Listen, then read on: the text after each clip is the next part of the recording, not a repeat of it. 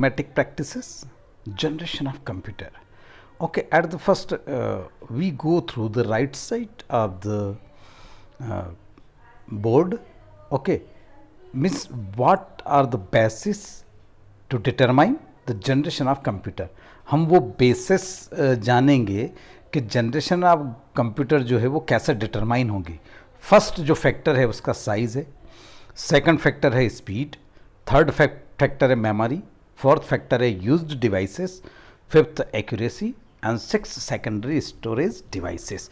इसका मीन्स ये है कि जो जनरेशन है वो फर्स्ट जनरेशन से सेकंड, सेकंड से थर्ड, थर्ड से फोर्थ, फोर्थ से fifth. We are living in the fifth generation. Fifth ख़त्म नहीं हुई है ना.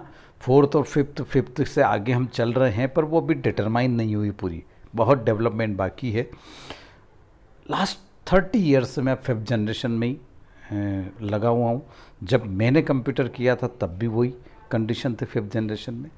सो देखिए, कंप्यूटर में जो एडवांसमेंट आता है टेक्नोलॉजी में, तो उसमें बहुत स्लो, बहुत फास्ट हो रहा है, पर उसको डिटरमाइन करना बड़ा मुश्किल है, क्योंकि अब जो टेक्नोलॉजी आ रही है वो ऑल डायरेक्शन से उस पर बम्बार्डिंग हो रही है.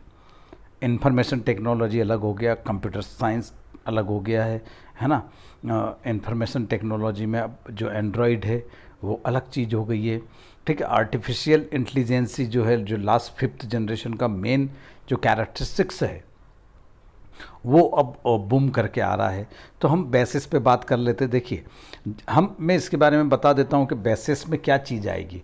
साइज़, जो फर्स्ट जनरेशन के कंप्यूटर थे उनकी साइज़ बहुत लार्ज होगी, स्पीड बहुत होगी नहीं, निग्लिजिबल होगी, मेमोरी निग्लिजिबल है, यूज डिवाइसेस उनमें वैक्यूम ट्यूब और वाल्व हुआ करते थे, यहाँ पे पिक्चर बना रखा है. और एक्यूरेसी बहुत कम थी, मैनुअल बेस्ड लेबर था, वर्क था, इसलिए उसकी एक्यूरेसी थी वो बहुत ही लेस थी.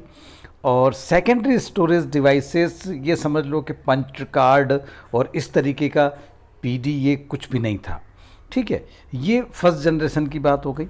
अब देख लेते हैं फर्स्ट जनरेशन में साइज़ बहुत very large, second very slow speed, memory negligible, vacuum tube, valve use होते थे, वाल्व का डायग्राम बना रखा मैंने, देखिए इसमें. और पंच कार्ड यूज़ होते थे. पंच कार्ड का एक कार्नर जो है लेफ्ट हैंड साइड में ऊपर टॉप में वो कटा हुआ होता था. और पंच कार्ड में क्या होता, 0-1 में कूट होता था, कोडिंग होती थी उसकी, वो कट होता था. पंच कार्ड मतलब अगर गुजरात की एसटी में, स्टेट ट्रांसपोर्ट वाली बस में आपने अगर सफ़र किया हो तो आपको बिल्कुल पता लग जाएगा कि वो जो टिकट, जो कंडक्टर होता है वो आपके पंच करता है टिकट को. बिल्कुल वही सिस्टम था पंच करने का. सेकंड जनरेशन में क्या हुआ, डिवाइस वैक्यूम ट्यूब की जगह चेंज हो गई, ट्रांजिस्टर आ गए. ट्रांजिस्टर वो आ गए तो थोड़ी साइज स्मॉल हो गई, थोड़ी सी स्पीड इंक्रीज़ हो गई, थोड़ा सा जो है आपका मेमोरी इंक्रीज़ हुई, ट्रांजिस्टर डिवाइस यूज़ हुई इसमें. तो वहाँ पर क्या हुआ कि आपका जो एक्यूरेसी वो थोड़ा सा लिटिल इंक्रीज़ हुई, और मैग्नेटिक टेप ने जगह ले ली किसकी, पंच कार्ड ने. ठीक है, अब थर्ड जनरेशन जो थी, थर्ड जनरेशन में आ जाते हैं. एक्सपेक्टेड स्मॉल हो गया, जैसा हम चाहते थे वैसा स्मॉल होने लगा, वो बहुत छोटा हो गया, क्योंकि ये बहुत छोटी डिवाइस है.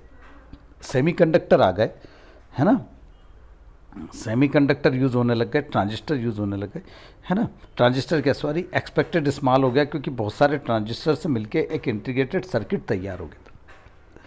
तो इस इंक्रीज़ हुई, मेमोरी इंक्रीज़ हुई, यूज डिवाइस में आईसीज यूज़ होने लग गई, एक्यूरेसी इंक्रीज़ हो गई. फ्लॉपी डिस्क ने जगह ले ली. मैग्नेटिक टेप तो थी, पर फ्लॉपी डिस्क जो आ गई, वो दो फ्लॉपी डिस्क, इधर लेफ्ट हैंड साइड में दो डायग्राम बने हुए, एक 5¼ इंच की थी और एक 3½ इंच की. ये बाद में 5¼ इंच वाली पहले आई और 3½ इंच वाली बाद में आई, और उसके बाद फिर क्या है, CD, DVD ये सब आना शुरू हो गए. तो इस तरीके से ये हम आ गए फोर्थ जनरेशन में. फोर्थ जनरेशन में क्या हुआ कि माइक्रो प्रोसेसर आ गए. माइक्रो प्रोसेसर और भी इंटीग्रेटेड, बहुत सारी चीज़ों का, हर चीज़ की आईसीज आ गई, ALU की आईसीज आ गई, है ना। माइक्रो प्रोसेसर आ गया, माइक्रो प्रोसेसर आने में 286 से शुरू होके वो सीधे 586 512 और सीधा आ गया फिर पेंटियम कोर ड्यूल कोर, और अब तो बड़ी 10th जनरेशन में हम वर्क कर रहे हैं। तो 4th जनरेशन में अब क्या हो गया, CD DVD तो थी पर PD आ गई, पेन ड्राइव आ गई, पेन ड्राइव के बाद अब क्या हो गई, मेमोरी चिप आ गई, मेमोरी चिप के बाद फिर क्या, क्लाउडिंग आ गई, कंप्यूटर क्लाउडिंग आ गई। तो ये सारी चीज़ें 4th जनरेशन में तो हम सीधे कहाँ हैं, हम सिर्फ माइक्रो कंप्यूटर और माइक्रो प्रोसेसर तक हम आए थे। मेमोरी बहुत इंक्रीज़ हो गई, यूज डिवाइसेस जो है वो बिल्कुल माइक्रो प्रोसेसर में सारा आ गया, है ना। एक्यूरेसी बढ़ गई उसकी, सेकेंडरी स्टोरेज डिवाइसेस में हार्ड डिस्क आ गई, फ्लॉपी डिस्क, DVD CD, ये सारी चीज़ें आ गई, ठीक है। अब 5th जनरेशन जो था, 5th जनरेशन की जब बात करते हैं तो 5th जनरेशन आर्टिफिशियल इंटेलिजेंसी का है, जिसमें हम अभी रन कर रहे हैं। इसमें डिवाइसेस बिल्कुल चीज़ माइक्रो प्रोसेसर में एडवांसमेंट होता जा रहा है ना। जो हार्ड डिस्क 40 GB पे ख़त्म हो जाती थी, आज टेराबाइट में चली गई है ना। टेराबाइट से और आगे चले जाएगी, स्पीड मेगाहर्ट्ज़ में आ गई, कंप्यूटर की वर्किंग स्पीड बहुत ज़्यादा बढ़ गई है। मीन्स आप ब्लिंक करो आइज़ और उतनी देर में वो प्रोसेस कर लेता है। सो ये सारा जो था, ये सारी जो चीज़ें थी, ये इस तरीके से पूरी जनरेशन डिफाइन हुई है, ठीक है। Okay, thank you. नाउ देखिए, अब फर्स्ट जनरेशन, अब उसका हम देखिए, नाउ हम देख लेते हैं फर्स्ट जनरेशन में। The period of the first generation 1946 to 1959 vacuum tube based था। Second generation, the period of second generation 1959 to 1965 transistor based. Third generation, the period of third generation 1965 to 1971 integrated circuit based.